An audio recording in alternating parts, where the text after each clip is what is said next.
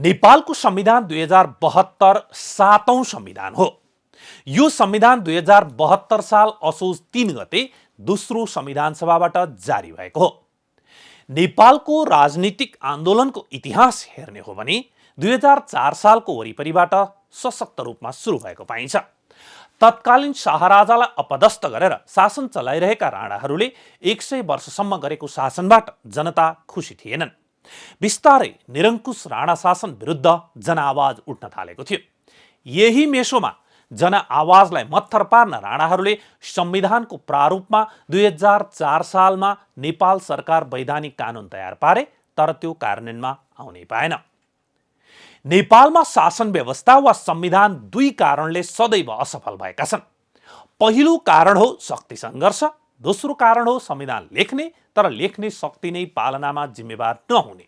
अर्थात् संविधान आफ्नो लागि होइन, अरूका लागि लेखिएको हो, त्यसकारण उनीहरूले नै मान्नुपर्छ, हामीले पर्दैन भन्ने भावना। 2004 सालको वैधानिक कानुन बनाउने प्रयास असफल भए पनि राणा विरोधी आन्दोलन भने बढिरह्यो। यसैकै परिणामस्वरूप 2007 सालमा आन्दोलन सफल भयो र देशमा प्रजातन्त्र बहाली भयो। यससँगै परिवर्तनलाई संस्थागत गर्न अन्तरिम शासन विधान 2007 जारी गरियो। त्यतिबेलै संविधान सभाबाट संविधान लेख्नुपर्ने माग उठेको थियो, तर दरबारको शक्ति सङ्घर्ष, दलहरू विशेष गरेर नेपाली काङ्ग्रेसको शक्ति सङ्घर्ष, भारतको भूमिका आदिले संविधान सभाको माग तुहिएर गयो। अनेक दाउपेचपछि नेपालको संविधान 2015 त जारी भयो, तर त्यतिबेला जसरी हुन्छ 2007 सालको परिवर्तन सिद्ध्याउन लागेको दरबारको चङ्गुलबाट त्यो संविधान बमोजिम भएको निर्वाचन र निर्वाचित संसदलाई बचाउन सकिएन। तत्कालीन राजा महेन्द्रले 2007 सालमा कु गर्दै सम्पूर्ण उपलब्धि समाप्त पारिदिए।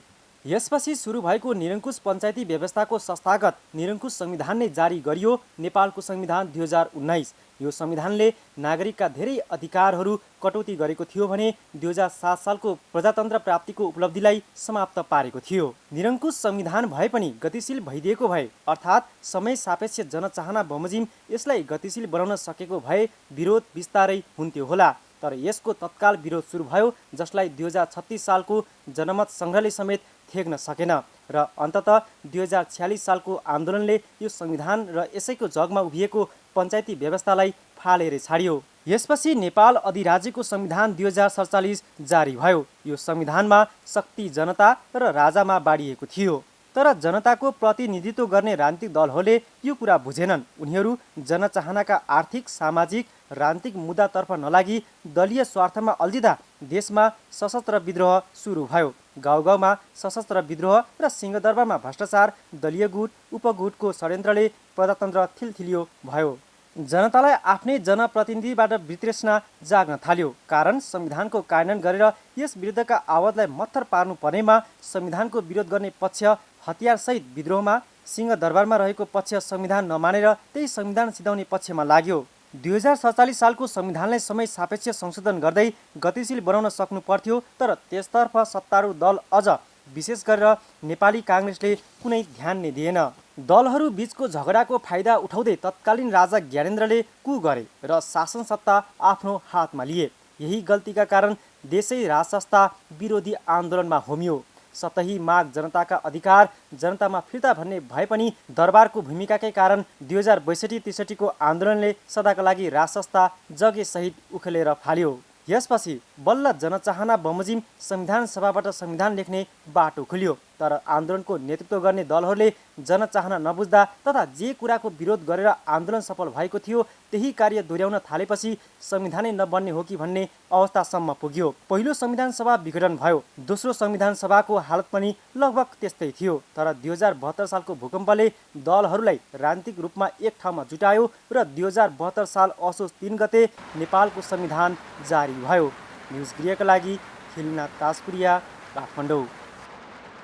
2072 सालको संविधानको नाम नै सङ्घीय लोकतान्त्रिक गणतन्त्रको संविधान हुनुपर्ने हो, तर न्वारानको दिनदेखि नै यो संविधान विवादमा परेको छ। अझ मधेस केन्द्रित दलहरूले त यो संविधान जारी भएको दिनलाई कालो दिवसको रूपमा मनाउने गरेका छन्।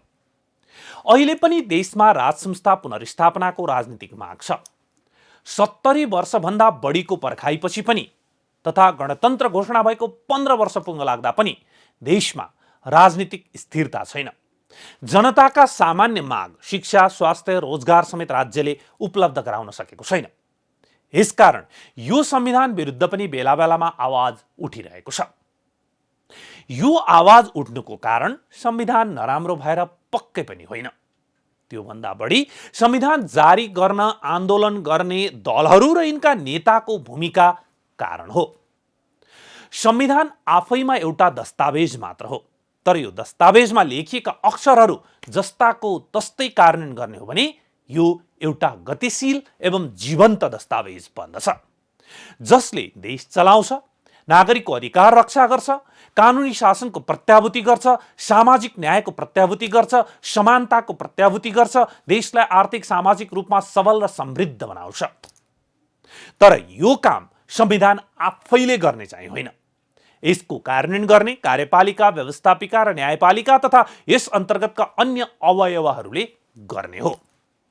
तर आन्दोलन गरेर खारिएको नेतृत्वमा संविधान जारी भएपछि निरङ्कुश राणा शाहकै जस्तो सोच, अर्थात् यो संविधान हामीले जनताका लागि बनाएको हो, उनीहरूले नै पालना गर्नुपर्छ, अर्थात् उनीहरूले नै मान्नुपर्छ, हामीले पर्दैन भन्ने अवधारणाका कारण प्रत्येक दिन संविधान कमजोर हुँदै गएको छ।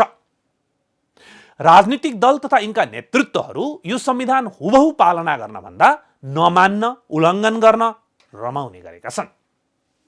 यही कारण विगत 7 दशकमा 7 वटा संविधान लेख्दा पनि देशमा राजनीतिक स्थिरता हुन सकेन, आर्थिक सामाजिक मुद्दा जस्ताको तस्तै रहे। अहिले पनि नियति त्यस्तै छ र देशमा राजनीतिक आन्दोलनको कुरा उठिरहेको छ।